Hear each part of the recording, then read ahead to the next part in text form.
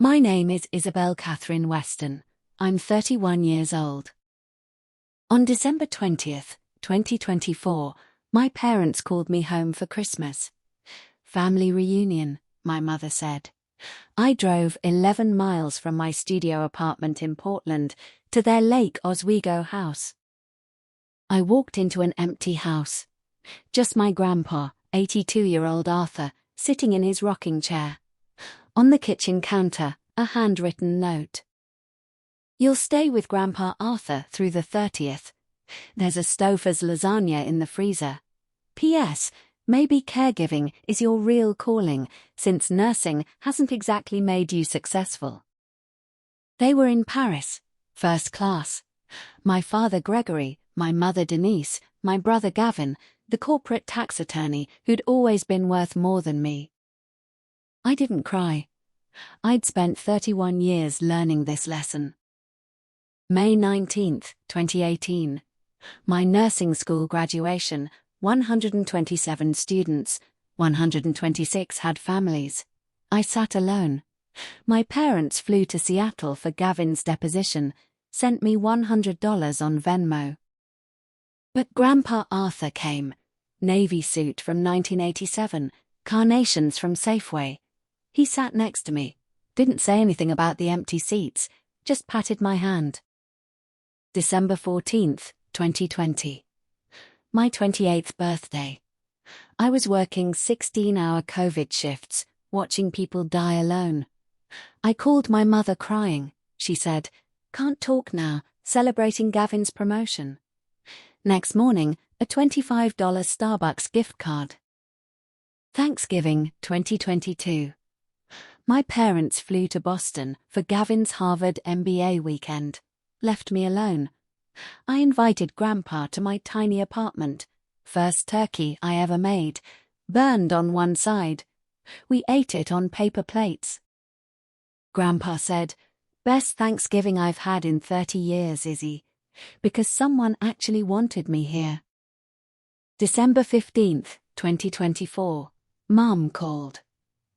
"We'd love to have you home for Christmas, real family time," she added. "Don't bring Trevor, just family." I should have known.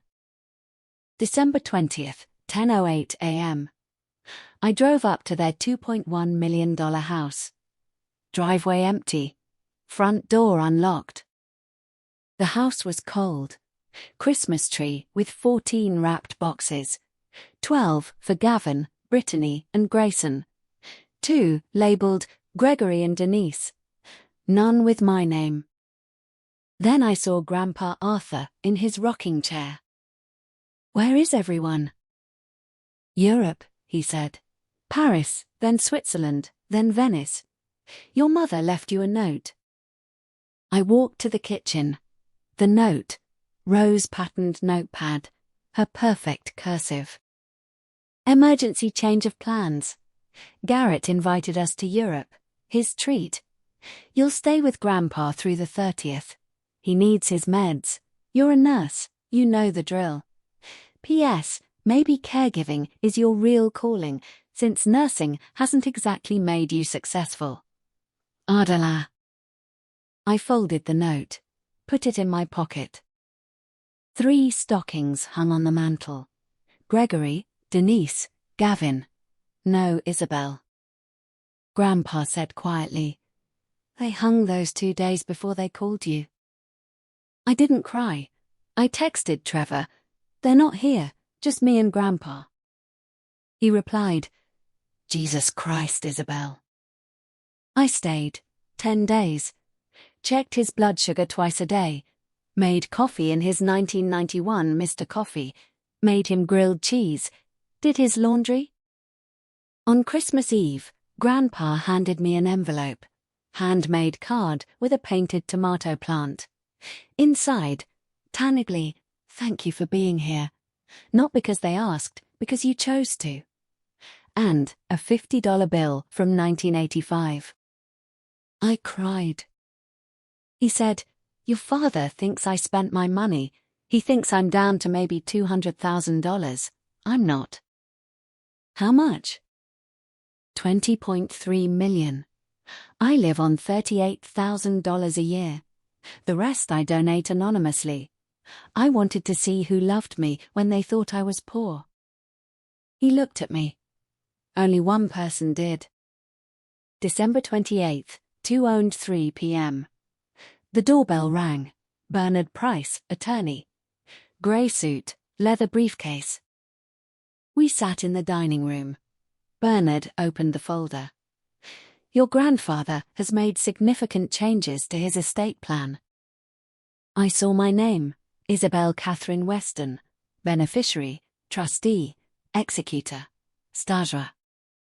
Numbers, $20,347,000. Gregory, $250,000. Denise, $250,000. Carl, $250,000. Charities, $4.5 million. Isabel, $15,347,000. Plus full discretionary control over any additional distributions to family. I couldn't breathe. Grandpa took my hand. They left you here like you were nothing. I'm leaving you everything to prove you're not. Bernard pulled out a sealed envelope. Your grandfather will read this aloud when the family returns. December 30th, 2:34 p.m. 3 cars in the driveway. BMW, Lexus, Mercedes. They walked in, tanned, rested, laughing. Saw Bernard. Smiles faltered. Sit down, Grandpa said. Bernard read the letter. I built Western Timber Holdings from nothing. One truck in 1965. Sold it for $24 million. You, Gregory, assumed I'd spent it. You never asked.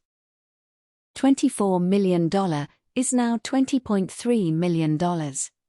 I live on $38,000 a year. The rest I've donated anonymously. 12 years, you never noticed. For 31 years, I have watched you treat my granddaughter like a backup plan. May 19th, 2018, her graduation. You missed it, since 100. Das Tick, December 14th, 2020, her 28th birthday.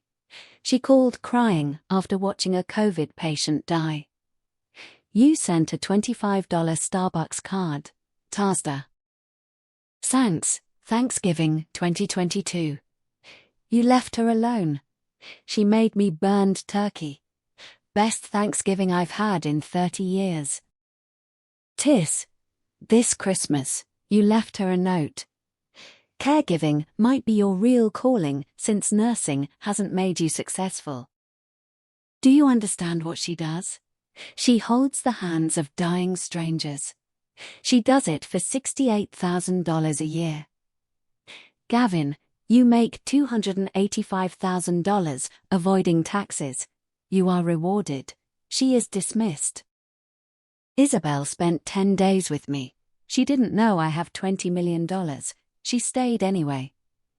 That is why she gets everything. You each receive $250,000. If you want more, you will ask her. You will apologize. You will prove you've changed. She decides. Not me. Stands. I love you, but I will not reward cruelty. The room was silent, except for Denise sobbing. Gavin stood up. This is insane. I'll contest. Bernard's voice was ice. It's legal, notarized, executed. Your grandfather is of sound mind. You'll lose, and legal fees will cost you your $250,000. Denise turned to me. You manipulated a sick old man. He's not sick. You just assumed he was helpless because he's old. Gregory pointed at me. You'll lose it all in 5 years. I understand money fine, Dad. I just never had any because you spent mine on Gavin. Grandpa stood slowly. Get out of my house. Gregory. Dad, this is my... No, the deed is in my name. Always has been. Get out. They left. Denise at the door. You'll regret this. Family is everything. I looked her in the eye. Then why did you treat me like I was nothing? Gavin stopped. You're going to give us that money because you're weak. Try me. 3 cars left. Little Grayson waved from the back window. I waved back.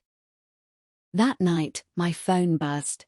47 texts, 12 calls, 3 emails, 1 voicemail. Denise crying, Izzy, please, we love you. I saved it. Didn't reply. December 31st, 2:18 p.m. Denise at my door alone. No makeup, holding a Tupperware container. I brought cookies, your favorite snickerdoodle. I'm allergic to cinnamon, Mum. I have been since I was 12. She blinked. What? You don't know that because you've never paid attention.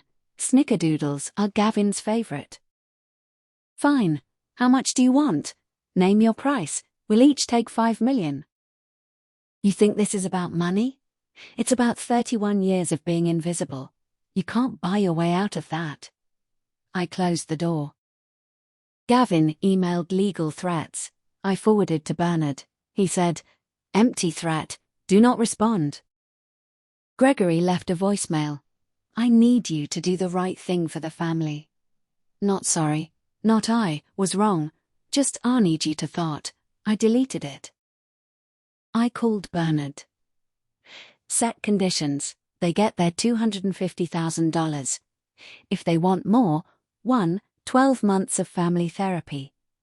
2, 50 hours volunteering at a hospice.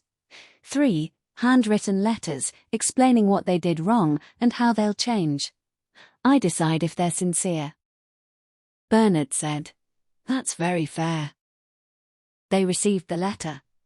Denise and Gregory enrolled. Gavin texted, I'm not jumping through hoops, keep it. I replied, Okay. February 3rd, 2025, 4:17 a.m. My phone rang, Grandpa's number.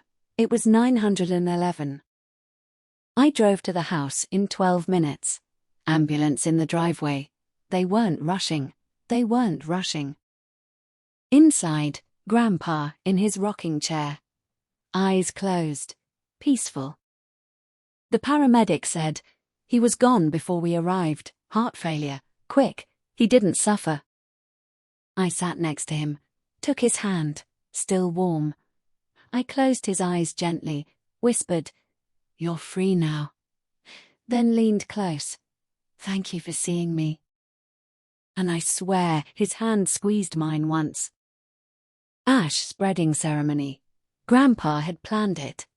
Cremation, no service. Ashes in his tomato garden. Gregory came. Denise came.